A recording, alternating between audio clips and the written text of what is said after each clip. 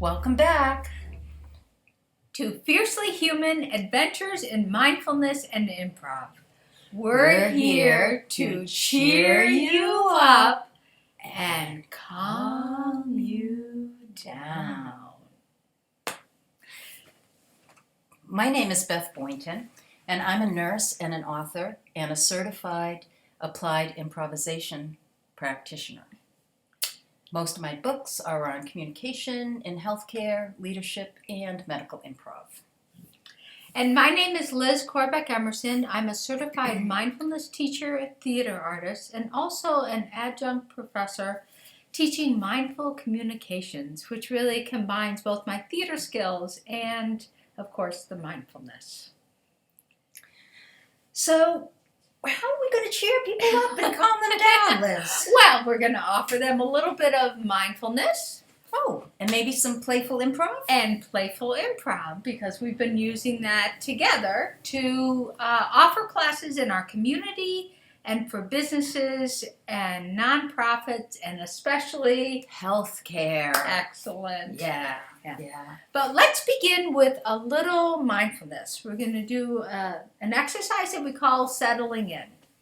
So I'd like to invite you to take a comfortable position wherever you are. Hopefully you have a comfy chair.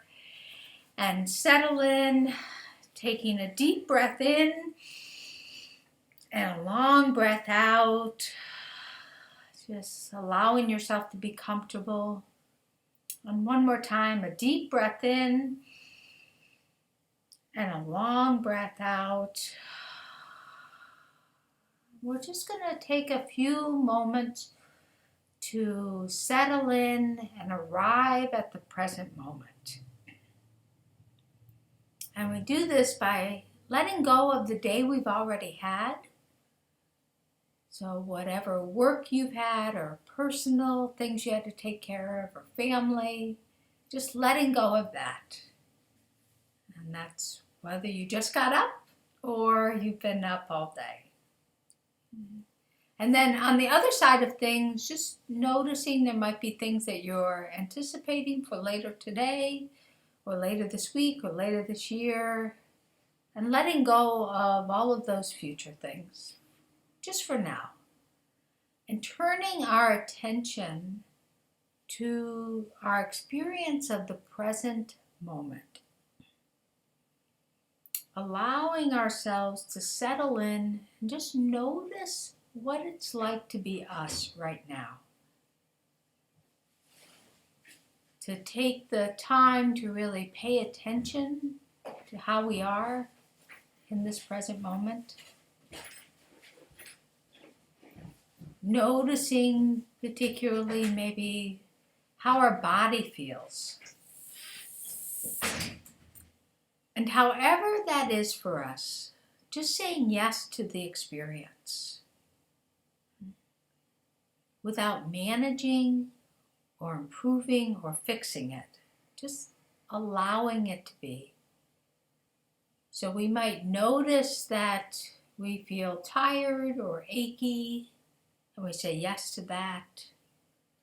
Or we might feel relaxed or energized, and we say yes to that as well. Just allowing ourselves to be in this present moment the way we are. And if we find ourselves in a particularly uncomfortable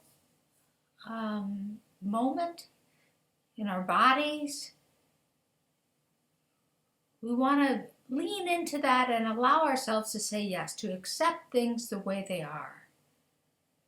And from that sense of acceptance, we are able to ask ourselves the question, and what else is true? So we might notice that we're achy today. And our minds can get fixated on what's not going our way or what we might not like. And so easy for that to happen. So we say yes, we validate our own experience, but then we also can say or ask, and what else is true? So it might be true that we are kind of achy today. And it's also true that we got enough sleep last night, or we're mostly okay, that we mostly feel a sense of okayness.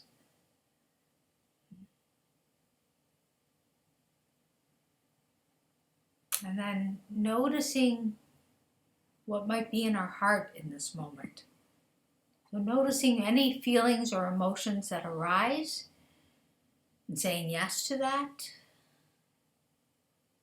Noticing there might be comfortable feelings, might be happy, contented, or there might be uncomfortable feelings, and we say yes to that. Taking the opportunity to say, and what else is true? So yes, I might feel lonely right now or frustrated, but it's also true that I'm loved, or that I have people around me who care about me.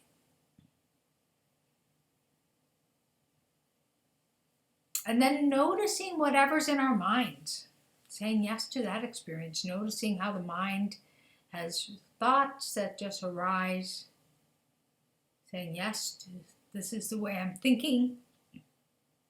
And we might get caught up in blame or anger or frustration or those kinds of thoughts, and we notice that that happens. We don't deny that, but we don't indulge in it either. So we say, yes, these are the kinds of thoughts I'm having, and what else is true? Opening ourselves up to the possibilities in the present moment by accepting, allowing our experience, and also opening up to what else is true in this present moment. And being in the present moment allows us to have that freedom and flexibility. So remember, whenever anything difficult arises, we can say yes to that, and what else is true? And give ourselves a bigger perspective.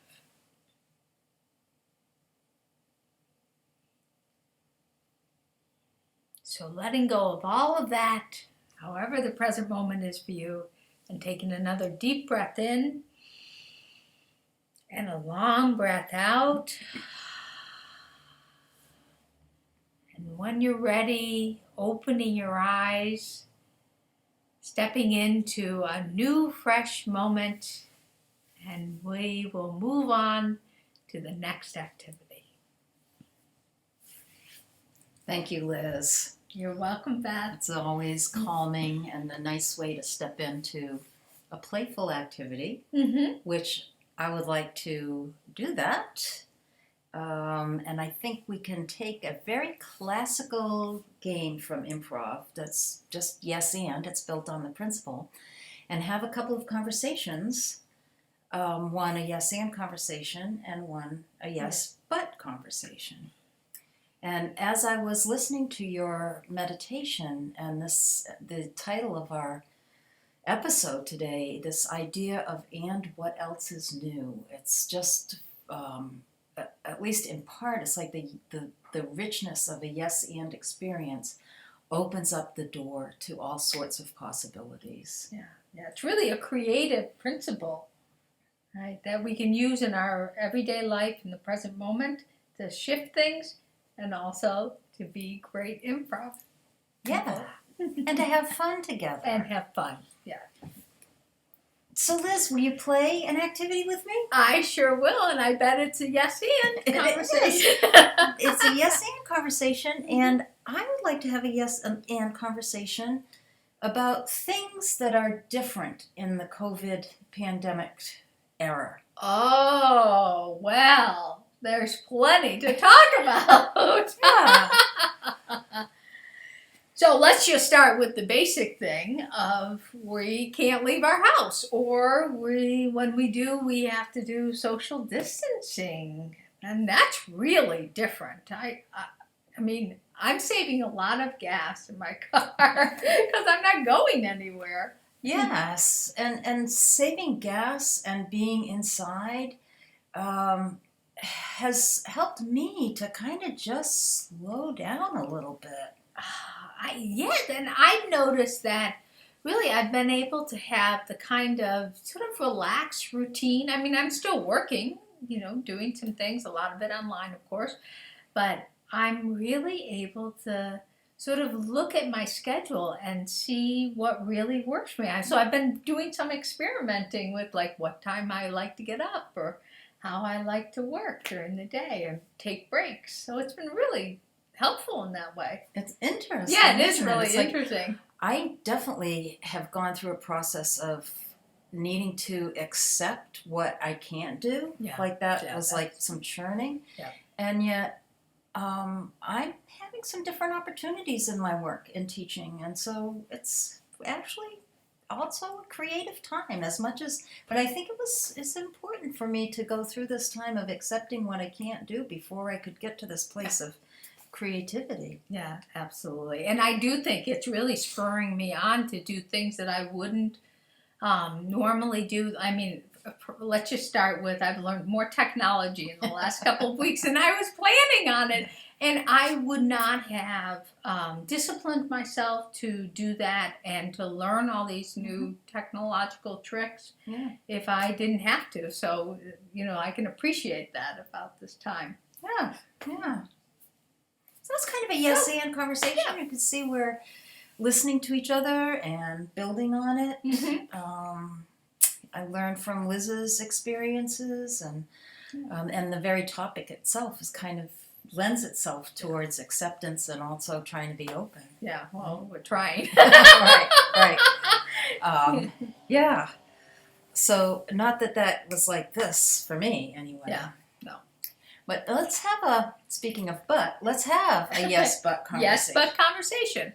And let's keep the same topic so you'll see that it's not the subject itself that necessarily determines whether it's a yes and or a yes but it's the way that we're conducting the conversation. Right. Yeah. So same topic. So I've been noticing that things are really different in this time of the virus. There's just a lot more. It's just paying attention to the news and feeling like this wider world is really affecting my day-to-day life. It used to be that I would feel like, they're making decisions, in DC or away from me, and it doesn't really affect my day-to-day life. But I feel like, whew. Well, yeah, but you still have to listen to the news. You have to know what's going on, I think, if you're going to be a responsible person. Well, yes, but you can really get caught up in it in a way that is really, and you know what? I think more people are really getting caught up in this kind of crazy newsbound and really losing sight of their own lives. Well, yeah, but if you don't pay attention to what's going on, you could get sick, you could give the virus to somebody. You really need to be on top of these things. It's part of being responsible. Yes, but really you have to pay attention to what's actually happening in your life. People are getting all caught up in all sorts of crazy stuff, and they're also getting caught up in this future, they're anticipating worries more than they're actually happening in their own lives. And they're not really seeing all the benefits or the opportunities, and they're shutting down because they're getting caught up in that. Well, but if you don't feel like you have those possibilities, then maybe shutting down is the only thing you can do. But I don't think you're right. But I don't think you're right. Blah, blah, blah, blah, blah, blah. So there you are. You can Yeah. see how, same topic. Right. Right? And an interesting one to choose. I wasn't really thinking about that, but because there's obviously some negative challenges in that topic, to be able to say yes and build something versus whatever that was that we just did where She's not right. Right. I don't even like her. I don't really. I don't know what she's talking about. Yeah. Just between you. 6 feet is not Yeah, enough. I know. Anyway, so I'll say a couple of things just about how yes and can help us to build trust and respect in a relationship, so that even if you needed to have a disagreement or there was conflict, if you have that yes and first, it's a great opportunity to set the stage for exploring a conflict from which you're going to learn all sorts of possibilities of what else might be true. Yeah. And I will say, from being inside the yes but conversation, I mean, the way that I feel is I don't feel heard or validated or seen. And that makes me want to shut down and not offer my ideas. So if you're in any kind of creative situation, whether that's creating a new theater piece or being in an art situation or with an ensemble, or if you were in a business meeting in which you were brainstorming or trying to come up with a new marketing plan. So if you're noticing that people are yes-butting, there's less chances that people are going to offer their ideas, and you just have fewer possibilities. Really important stuff in terms of creativity. And I would also say in healthcare, when we learn to yes and each other, our colleagues, and our patients, we create a trust and a respect from which all sorts of new information and vulnerabilities and healing can take place. If we say the yes, but it's, So, will you play one more game? One more game. Yeah, because you guys can try that. You can do it at dinner table. Try and see what it feels like to be mean and yes, but, which I felt mean, or to feel what it's like to be validated, right? Yeah. Or just notice in the next time you're in a creative situation or a brainstorming situation, ask people to say yes and as their first response and just see how it changes the situation. Yeah. Right. So one more activity just for fun? Yes, just for fun. Word at a time story. I love word at a time story. I do too, because we don't know what the story's going to be. We have no idea. You start this time. I will start this time. So I'm going to start. We're going to say one word at a time. And Building, yes anding. Yes anding. Building together in collaboration. So I'm going to say at 6 o'clock. I Will be turning the dial ahead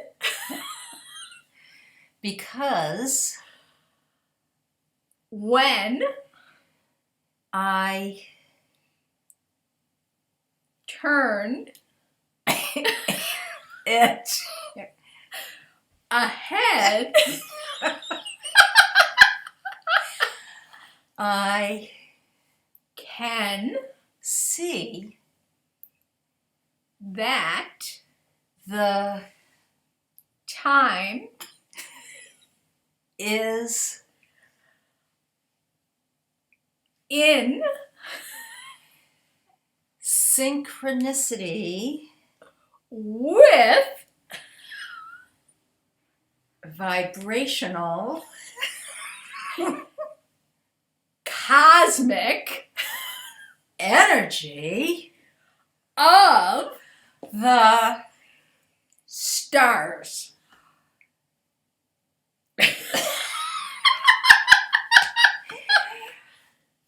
So she wanted me to end it. I took the power. I knew she was going to say so. When Cosmic vibrations come toward me and my world, There will be some beautiful rainbows. All right, that's an ending. That's an ending. That was a lovely story. So just turn that dial ahead. So we didn't know where that was going to lead us. We were just Yeah. collaborating. Yep. You can see the power of the yes and. It's fun you get in this place of what Liz says is going to direct the story, and then I have the responsibility to bring something in, and neither one of us really knows exactly what's going to happen. We get to share this creation. Yeah. And whatever idea you had just before they said that word, you have to drop that. And whatever idea you had where you thought it was going to go, you have to drop that. So it's really being in that present moment that allows us to be creative and playful and have fun. Right. Yeah. Yeah. It's great. Great. Right. So we will conclude this episode with a little mindfulness. And so I'd like to invite you to put your hands over your heart, close your eyes, take a deep breath in, long breath out. Take a moment to appreciate your efforts, not how you're doing, but the efforts you're making for playfulness and connection, even in these difficult times. And let that sense of appreciation for your efforts be the inspiration to continue to practice whatever contributes to your sense of playfulness and connection, so that we might be a benefit to other people as well. So deep breath in, long breath out, letting go of our hands, opening our eyes, and being in our life just the way we are. Fiercely human. Take care. See you next time. Bye.